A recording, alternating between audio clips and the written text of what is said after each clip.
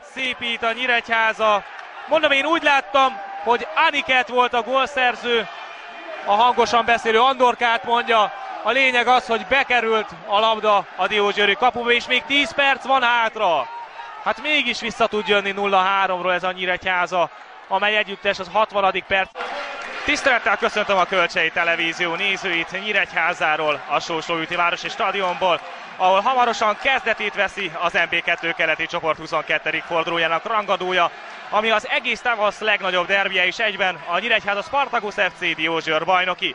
Ahogy Horváth Lajos operatőr kollégám meg is mutatta önöknek, szinte telt ház itt a Nyíregyházi stadionban, mint egy 7000 ember kíváncsi erre a mérkőzésre. Hihetetlen, amely felfordulás van itt ezzel a találkozóval kapcsolatosan, folyamatosan ugye országos médiumok is foglalkoztak ezzel a mérkőzéssel, és igencsak sikerült meg akkor a mai találkozó főszereplőivel.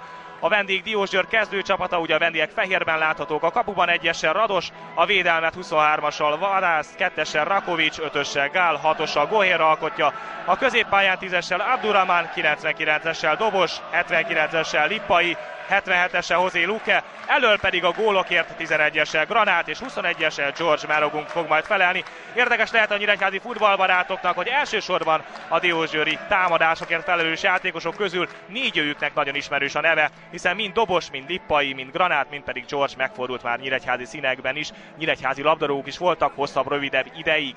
A vendégek szakvezetője pedig Bencés Miklós. Akkor most ismerkedjünk meg a piros-kékben látható Nyíregyháza Spartacus FC kezdőcsapatával. A kapuban 31-essel Holzer, a védelemben 35-össel Horváth, 29-essel Golya, 44-essel Kovácsevics és 28-assal Bukár foglal helyet. A középpályán 9-essel Pákolic, 20-assal Mincér, 19-essel Abdelali és 27-essel Demjén, míg elől 18-assal Bajzát és 11-essel Aniket fog játszani. Ugye Aniket most lépést tehet az, aki ezen a mérkőzésen győz. Közben természetesen egy kezdőrugás és hatalmas sprintet kivág a fiatalember. A mérkőzést a Spartacus fogja kezdeni, vagy valami piros, vagy kék öltözet.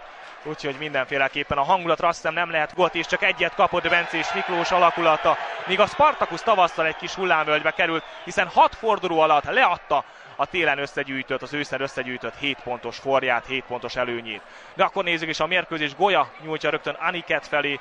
Aniket nagy harcban van Gohérral, és Aniket egy berobás ki tud harcolni Gohér, valamint Rakovics szorításával.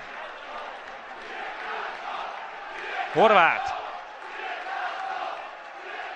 Megcsúszik egy fejen, Bajzát lép neki, és az utolsó pillanatban Rakovics menteni tudott még Bajzát elől, majdnem az szépen veszi le a labdát. Mincér. Aniket. Abdurrahman szorításában nincsen semmi. Ilyes játék, minden esetre mehet tovább. Horváth.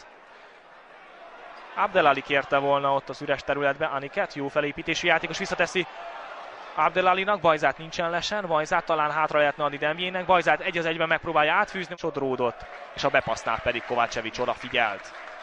Erre az oda kell figyelni majd Mincér. A legtöbb gólt egyébként a Nyíregyháza rúgta az MB2 keleti csoportjában, a legkevesebbet a Nyíregyháza kapta, úgyhogy a legjobb a gólkülönbsége a Nyíregyházának, plusz 34, de ennek ellenére, ahogy említettem, az első helyen nem a Nyíregyháza, hanem a Diósgyőr áll, mert majd a végén is azt fog rangsorolni, hogy kiszerzett több győzelmet. És nekünk ugye sok döntetlenünk van, csak 2 veresége van a Nyíregyházának, de ugye több döntetlenje, egészen pontosan 5, míg a Diósgyőrnek ugye 4 veresége van ugyan, de csak 2 döntetlenje és 15 győzelme a Spartacus 14-ével szemben. Mérkőzés eddigi legveszélyesebb szituációját láthatjuk, jó indítás, Granát szerencsére, valamint 1977-ben és 1980-ban magyar kupa győztesek lettek. Na de most nézzük Aniketet. Aniket!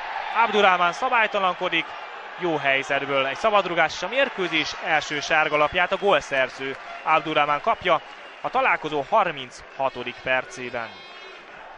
Szóval 101 éves klub. A percben egy remek lövés, ott nagyot védett Holzer, a 20. percben jött a gól, ugye abból a szögletből esett a gól. A 30. percben Pákolicnak volt egy középre tartó lövése, a 31. percben Lukin, őkben ezúttal is megtapsolják őt a nyíregyházi szurkolók. Az utolsó 5 percen, sőt az utolsó 4 percen belül már az első félidőben, a 20. percben szerzett Abdurrahman fejes góllal vezet a DVTK az MB2 tavaszi rangadóján.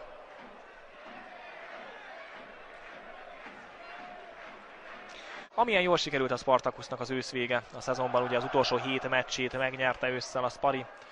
Annyira jól sikerül most a tavasz a Diósgyőrnek, hiszen mind a 6 meccsét megnyerte, most is vezet. Tásra várva, Vágyitél Bogdár. Aniket! És 16-oson belül nem történt semmi. Golya. Kovácsevics. Andorka, Bajzát. Andorka, most az lehetőség. Andorka és 3-2! Aniket!